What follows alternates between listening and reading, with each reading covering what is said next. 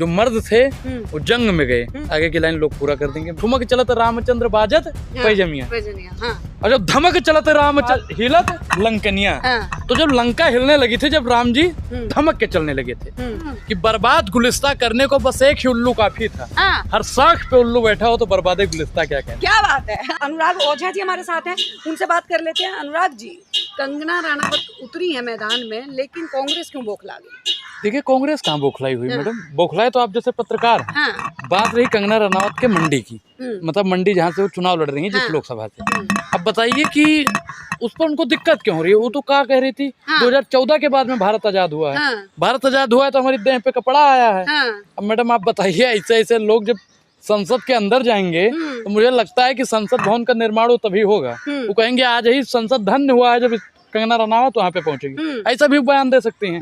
मैं कंगना रनावत जी के बात को 1% भी सीरियस नहीं लेता हूँ, और न ही कंगना रनावत को लेता हूँ। कंगना रनावत चुनाव जीतेंगे आपको लगता है? कितना वोट देगा? मंडी है, मंडी के अंदर वो रहती हैं, वहाँ की वो रहने वाली है, जनता जो है वो भरपूर प्यार दे सकती है उनको वहाँ से। देखिए मैडम, मंडी में सब्जी विक्रेता होते हैं, और वो मंडी लोकसभा एक मतलब जगह का नाम मंडी है। तो वहाँ का लोग किसको प्यार देगा? वो तो हिमाचल की जनता ने एक बार प्यार दिया था कांग्रेस पार्टी को, कांग्रेस की सरकार वहाँ पे चल रही है। इस बार भी तभी तो जो है 6-6, 7-7 जो है वो विधायक बागी हैं। सुनिए आप सुनने की क्षमता रखिए। बागी तो राजस्थान का वो सांसद भी है जो बीजेपी छोड़ के हमारी पार्टी में आता है। आप उसको बागी नहीं कहेंगी? जो बीजेपी छोड़ के कांग्रेस या अन्य पार्टियों में ज्वाइन होता है, आप उसको बागी नहीं कहेंगी? जो जेडीयू छोड़ के आरजेडी में शामिल होता है, आप उसको बागी नहीं कहेंगी? बिल्कुल उसको भी कहेंगे, उसको बागी कहेंगे, उसको नहीं कहेंगे आप। एक बारी में अगर देखा जाए तो लोकसभा चुनाव से चंद दिन पहले जो है फिर से जो है वो वहाँ पे चुनाव होने हैं, अब उन 6 से 7 सीटों के ऊपर। लेकिन बात जो है, जो सवाल है वो ये है कि इस तरीके के जो शब्द जो है इस्तेमाल किया आपने, कहा मंडी में जो है वो सब्जी बिकती है, ये सुप्रिया श्रीनेत कहती है। महिला के लिए टिप्पणी सही थी। देखिए, सुप्रिया श्रीनेत जी ने जो ट्वीट किसी दूसरे ने की, उसका उन्होंने बकायदा सफाई दिया है। और आप एक चीज बताइए कि अगर उन्होंने किया है तो कह रहे हैं कि ना हमारे फोन का EMI ले लीजिए, सब कुछ ले लीजिए, ट्रैक करके भैया पता लगाइए कि कौन है। अगर मोदी जी देख रहे हैं, सुन रहे हैं, मोदी जी को लग रहा है कि कंगना रनावत की भावना हाथ हुई, तो जांच पड़ताल करवाइए ना। मोदी जी के पास इस समय कोई मुद्दा नहीं है, और आप जैसे मीडिया के पास में कोई एजेंडा नहीं है, तो कंगना रनावत को आप चला दीजिएगा, ट्रोल करिए उन्हीं को, और कुछ बचा ही नहीं है देश में। महंगाई तो है नहीं, बेरोजगारी तो है नहीं। मैडम, भाव एक शब्द है, ठीक? भाव का मतलब क्या होता है? जैसे आप मान लो इंटरव्यू लेने आई हमारी, और हम किसी कारणवश जल्दी चले गए, बिल्कुल, तो आप हमसे कहेंगे कि अनुराग जी बहुत भाव खा रहे हैं। तो इसका मतलब ये थोड़ी है कि अनुराग ओझा की भावना आहत हो जाएगी। अनुराग ओझा मैडम पतंजलि का आटा नहीं खाता, आशीर्वाद का आटा खाता है। तो हमारी भावना बहुत मजबूत है। पतंजलि का आपने नाम ले लिया, बाबा रामदेव को आप यहाँ पे जो है वो टारगेट कर रहे हैं। देखिए, वो आसाराम है, झासाराम है, फर्क आप जानती हैं। और आप बताइए, कंगना रनावत पे ही बात की जाए, क्योंकि मुद्दों से भटकना नहीं है। कंगना रनावत बीजेपी के सिंबल से भले ही चुनाव लड़ जाएं, बीजेपी का वो कमल के फूल पे भले ही बैठ के चुनाव लड़ दें, लेकिन वो जीतेंगे कैसे? उन्होंने देश के लिए, समाज के लिए, समाज हित में किया क्या है? मैडम, जब तक आपने समाज हित में कुछ किया नहीं होगा, जनता आपसे प्यार नहीं करेगी। एक बात बताइए, ऐसे तमाम जो है वो बहुत सारे ऐसे नेता हैं जो कि अभिनेता हैं जो कि कांग्रेस के अंदर थे, कांग्रेस ने उनको मौका दिया, वो जीत के आए, उनसे भी ये सवाल किया जा सकता था कि उन्होंने देश के लिए क्या किया, क्योंकि थे तो वो भाई पेशे से जो है वो अभिनेता ही थे। मैं बताऊंगा, कभी किसी ने इतनी आपत्तिजनक टिप्पणी नहीं की है कि 2014 के बाद में देश पूर्ण रूप से आजाद हुआ है।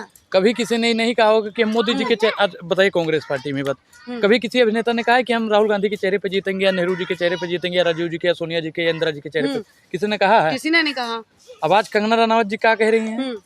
क्या कह रही है मैडम, बताइए? थोड़ी कह रही हैं। आप बता दीजिए, क्यों आपको शर्म आ रही है? आपको शर्म आ रही है? आप बता दीजिए। नहीं, आप बता दीजिए, आप एक महिला हैं, बहुत बेहतर तरीके से बता सकते हैं। आप अच्छे से जो है वो बता पाएंगे। कह रहे हैं कि हम मोदी जी के चेहरे पर चुनाव जीतेंगे, क्योंकि मोदी जी का ग्राफ ऊपर है, तो चेहरे पे जीतना जो है, आज हर कोई कह रहा है कि मोदी का ग्राफ ऊपर है। ऊपर देखना, हाँ, खुद दिखा, देख रहे हैं, क्या पेड़ दिख रहे हैं, पेड़ दिख रहे हैं, ग्राफ मुझे नहीं दिख रहा है, मुझे ग्राफ नहीं दिख रहा है। किसी ने कहा था कि बर्बाद गुलिस्ता करने को बस एक ही उल्लू काफी था।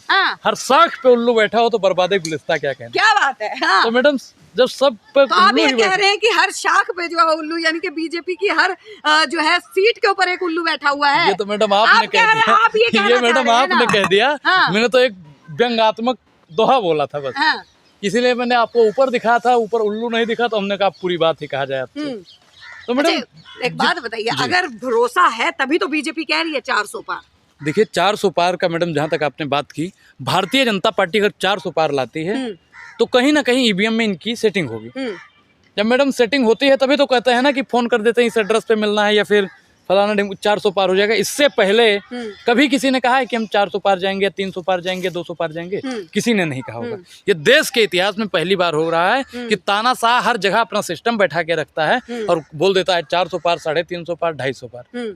भ्रष्टाचार के आरोप तो विपक्ष के नेताओं के ऊपर ही लग रहे हैं। ईडी सीबीआई की जांचें हो रही हैं। ईडी सीबीआई मैडम 24 घंटे के लिए हमको दिलवा दीजिए, आपके खिलाफ भी जांच पड़ताल होगी। जितना इलेक्टोरल बोर्ड में आपने चंदा दिया, आपने जितना चंदा दिया है मोदी जी को, उसका भी जांच पड़ताल हमने तो नहीं दिया। नहीं दिया है मोदी जी। जो दे चंदा उसी को दो धंधा, और जो न दे चंदा उसके घर पे भेज दो ईडी का फंदा। तो मैडम दे दीजिएगा, नहीं तो मेरे पास मतलब मैंने ऐसा कोई भ्रष्टाचार नहीं किया कि ईडी और सीबीआई मेरे यहाँ पे आएगी। सरकार बदलेगी और हर एक जुल्म का हिसाब ले। अभी राहुल गांधी जी ने क्या कहा है कि जिस दिन सरकार बदली ऐसी कार्रवाई करेंगे कि दोबारा ही कार्रवाई करने की जरूरत नहीं पड़ेगी। मैडम सरकार तो किसी न किसी दिन बदलेगी। मतलब उम्मीद रखते हैं कि राहुल गांधी कभी देश के प्रधानमंत्री बनेंगे, कांग्रेस आएगी। अरे मैडम 24 में बनेंगे, आएगी क्यों? आ गई मान लो, बहुत गई, थोड़ी रही, थोड़ी भी अब जाए। तो मैडम परेशान होने की जरूरत नहीं है। 4 जून फिर ले चकाचक कांग्रेस की ही तूती बोलेगी। लगता तो नहीं है, क्योंकि अगर बात करें तो सर्वे में जो है वो बीजेपी वाले लगातार कह रहे हैं कि भ्रष्टाचार तो सब जेल में चले जाएंगे। अरविंद केजरीवाल को ले लीजिए, जो कहते थे ईडी और सीबीआई मुझे दे दीजिए। जब ईडी और सीबीआई उनके पास पहुंची तो वो खुद ही अंदर हो गए। समुद्र में कभी तूफान देखी है? हाँ, बिल्कुल देखा था। लक्षद्वीप के ऊपर जो है प्रधानमंत्री मोदी बैठे थे, एक द्वीप डूब गया। जब समुद्र में तूफान आता है तो समुद्र पहले शांत हो जाता है, ठीक, और जब लहर आती है तो बड़ी से बड़ी कश्तियां डूब जाती हैं। तो अभी समुद्र हमारा शांत है। राहुल गांधी जी शांत हैं। करिए महाराज, कितना तानाशाही आप करेंगे, करिए। और जिस दिन उमाड़ आया ना मैडम, जिस दिन राहुल गांधी ने उचुक दिया, उस दिन लोग चले जाएंगे। क्योंकि राम जब थे चलत ठुमक चलत रामचंद्र बाजत पैजमिया, और जब धमक चलते रामचंद्र हिलत लंकनिया। तो जब लंका हिलने लगी थी, जब राम जी धमक के चलने लगे थे, तो राहुल गांधी जी अभी ठुमक चलते हैं तो बीजेपी वाले तानाशाही कर रहे हैं। और जिस दिन धमक के चलने लगे, पूरा भारतीय जनता पार्टी और आरएसएस का कार्यालय धमकने लगेगा। लेकिन ये बोला जा रहा है कि राहुल गांधी को अभी जो इतनी सूझ नहीं है राजनीति की, सोचना नहीं चाहिए उनको सपने सूझ तो मैडम मैं आपको बताऊंगा, लॉन्च कर चुकी है उनको, अब बार-बार सूझ तो उस व्यक्ति को भी नहीं होगा जो कहता है नाली के गैस से चाय बनाते हैं, बादल होता है तो रडार नहीं पकड़ता है। उस आदमी को है जो गटर के गैस से चाय बना देता हो। शायद कुछ पत्रकार लोग उसी का चाय भी पीते हैं। मैडम आप बताइए कि उनको समझ है? बिल्कुल नहीं है, बिल्कुल नहीं है। अब आप बताइए, उनको आप प्रधानमंत्री बनाना चाहते हैं। जिला चलाने के लिए डीएम साहब कितना पढ़ा लिखा होता है? होता है कि नहीं होता है? बिल्कुल होता है। अब देश की गद्दी पर जब अनपढ़ आदमी बैठ जाएगा तो देश का हाल क्या होगा? वही जब बर्बाद गुलिस्ता करने को बस एक ही उल्लू काफी था। अब तो हर साख पे उल्लू बैठा है तो बर्बादे गुलिस्ता। क्या बात है, क्या बात है। अनुराग जी, एक सवाल जो है वो और लूंगी। अरे मैडम पूरा सवाल ले लीजिए। पीलीभीत से जो है वो टिकट कट गया है वरुण गांधी का। अब अधीर रंजन चौधरी कह रहे हैं कि स्वागत करेंगे अगर वो कांग्रेस में आएंगे। लगता है कि आएंगे? देखिए मैडम बिल्कुल आना चाहिए, क्योंकि घर का आदमी अगर घर में फिर दोबारा आ जाए, सुबह का भूला शाम को वापस आ जाए तो उसे भूला नहीं कहते हैं। और जरूर वरुण गांधी जी को आना चाहिए, और इंडिया अलायंस उनका स्वागत करता है और कांग्रेस पार्टी भी उनकी स्वागत करता है। पता लगता है कि अलायंस में अभी कुछ जो है वो चमत्कार होगा, क्योंकि अलायंस बचा कहाँ, बहुत सारे तो जो है वो इधर उधर हो गए, बिखर गए। कुछ तो बीजेपी में शामिल हो गए। बीजेपी का दामन ज्यादा जो मजबूत लग रहा है लोगों को। एक लाइन में जवाब दूंगा इसका, जो मर्द थे वो जंग में गए, आगे की लाइन लोग पूरा कर देंगे, हम नहीं बोलेंगे। क्या बात है। तो कुछ कहना चाहते हैं, कुछ संदेश जो है वो देना चाहते हैं, क्योंकि 400 पार की बात जो है वो देखिए, अगर 400 पार हो गया तो डीजल का रेट 400 पार हो जाएगा। अगर 400 पार हो गए मैडम तो ये गेहूं का रेट 400 पार कर देंगे, तेल का रेट 400 पार कर देंगे, सरसों का रेट 400 पार कर देंगे, क्रीम साबुन पाउडर का रेट 400 पार कर देंगे। ये गलती से साहब आ गए। भी तो पार होगी। कौन सा तरक्की किया? बीजेपी का 5 काम हूँ नहीं होता है। एम्स जो है वो एम्स खुलवाए हैं। अगर मैं अभी बिहार में गया हुआ था, बिहार में गया था और दरभंगा में मुझे एम्स नहीं मिल रहा था। तो खाली एक दरभंगा की बात करते हैं, हिमाचल की बात कीजिए, हिमाचल में भी खुला है। आप जैसी मीडिया वाले ठोक ठोक के बता काम नहीं दिखाई देते बस मोदी जी के। काम दिखाई देते हैं। 9 साल बेमिसाल रहे हैं। देखिए, मोदी जी ने बेचने का ही नहीं काम किया है, मोदी जी ने खरीदने का भी काम किया है, आप जानती होंगी। हम हमेशा बोलते हैं मोदी जी ने ये बेच दिया, वो बेच दिया, फलाना बेच दिया, ढिमकाना बेच दिया, लेकिन आज मैं देशवासियों को बताना चाहूंगा मोदी जी ने खरीदा क्या क्या है। मोदी जी ने देश की पत्रकारिता को खरीदा है। मोदी जी ने ईडी को खरीदा है। मोदी जी ने सीबीआई को खरीदा है।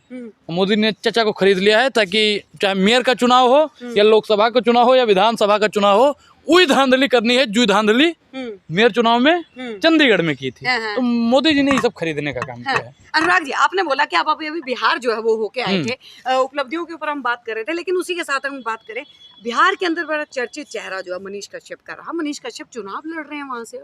तो देखिए, उनको तेजस्वी बाबू का दामन पकड़ना चाहिए, बेड़ा पार हो जाएगा। तेजस्वी जी से तो वो कहते हैं कि जब हम मैदान में उतरेंगे तो तेजस्वी जी तो सपना देखना ही छोड़ दें। देखिए, मनीष कश्यप एक अच्छे यूट्यूबर थे और मुझे लगता है कि पत्रकारिता जगत का वर्चस्व, जिस प्रकार से पत्रकारिता की गरिमा खत्म हो रही है, उन्हीं को देखते हुए राजनीति में जा रहे हैं।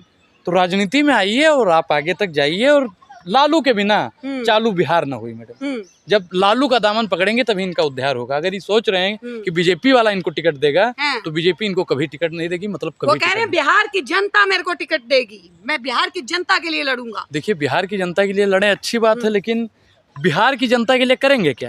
अब जब ये पत्रकार थे मैडम, कुछ दिन इनकी पत्रकारिता शानदार थी, ये नाली गली खड़ंजा दिखाया करते थे। बाद में क्या हो गया, साहब की गोदी में बैठकर चरण चंपुकम करने लगे, वहीं से इनका कैरियर खत्म होना शुरू हो गया। आज बिहार की जनता इन पर 20% भी जनता विश्वास नहीं करती है। विश्वास नहीं करती है जी। तो बिहार की राजनीति क्या कहती है? बिहार की राजनीति मैडम 20+ रहेगा, इंडिया अलायंस 20+ रहेगा। नीतीश कुमार कुछ नहीं, वहाँ पे नीतीश कुमार कौन? वो तो पलटू चाचा। हाँ। जहाँ देखी तवा परा तो वहीं बिताई सारी रात। मैडम, इतना तो आप, एक चीज मैं बता दूं कि इतना तो प्रेमिका भी प्रेमी से नहीं बदलती है, प्रेमी प्रेमिका से नहीं बदलता है, जितना बार मोदी जी और पलटू चाचा एक दूसरे को लेकर पलटते रहते हैं। मर जाना कबूल है, मगर उनके साथ जाना कबूल नहीं। उनके लिए हमारी पार्टी के सारे दरवाजे बंद हो गए।